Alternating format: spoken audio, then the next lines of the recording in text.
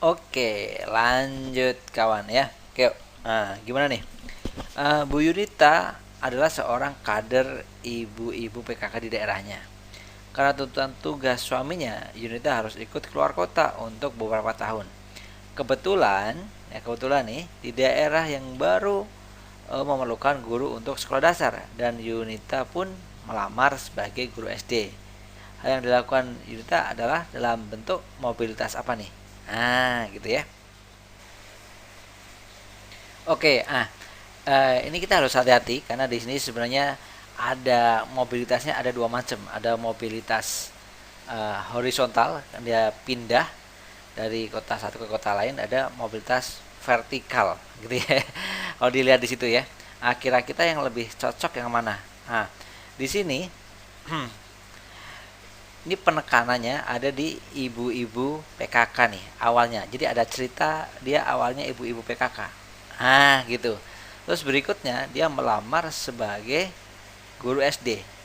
Jadi ada proses di situ, ada mobilitas vertikalnya. Jadi kalau dia hanya ingin menceritakan pindah kotanya atau mobilitas horizontalnya, itunya nggak akan diceritakan, gitu ya.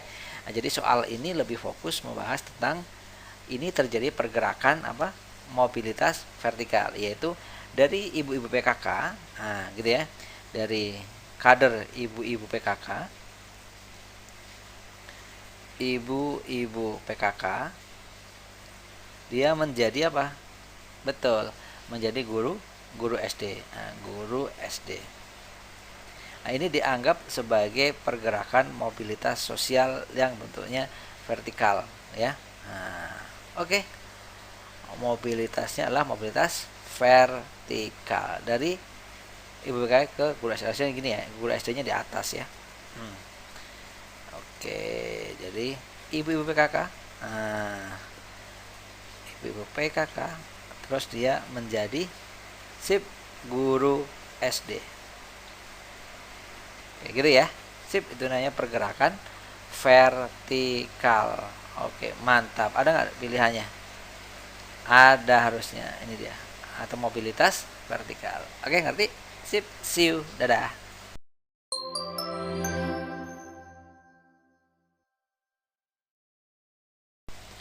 Oke kawan, siap? Siap. Oke, kita baca soalnya nih. Olga merupakan seorang ahli antropologi asal Belanda, gitu ya. Jadi awalnya dia asalnya Belanda tuh. Oke. Terus berikutnya, asalnya Belanda. Sudah lebih dari 5 tahun ia menetap di Indonesia dan menikah dengan salah satu anak kepala suku di Papua. Oke, dia tinggal di Indonesia, itu tepatnya di Papua. Oke. Pada akhir Maret tahun ini, Olga berencana untuk pulang ke negaranya. Dia mau pulang ke negaranya sambil membawa serta suaminya untuk tinggal lagi di negaranya. Yang dilakukan Olga itu termasuk apa? Iya, betul. Remigrasi. Gitu ya. Dia sebutnya adalah sebagai remigrasi. Kalau dia masuk ke sebuah negara, itu pindah dari satu negara ke negara lain, itu imigrasi. Gitu ya.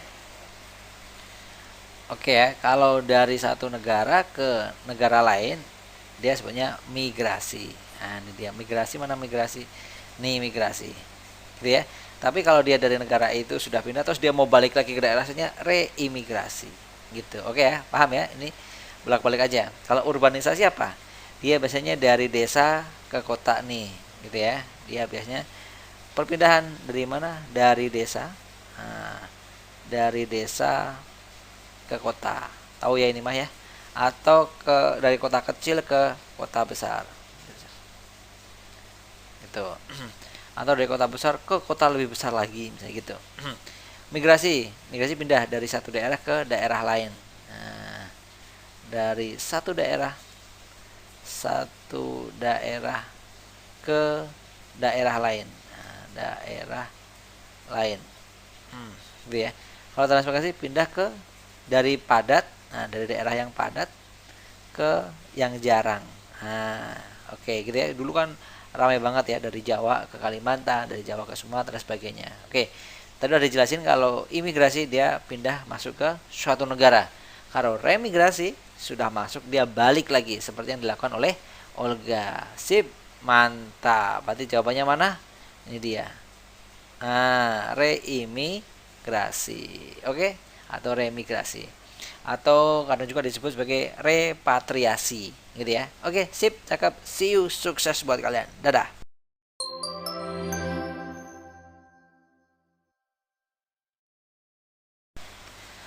Oke, bismillah. Merupakan bentuk perpindahan penduduk dari kota ke desa. Untuk menetap di desa disebut apa coba? Kan ada dari desa ke kota, dari kota ke desa. Oke, misalnya ini desa.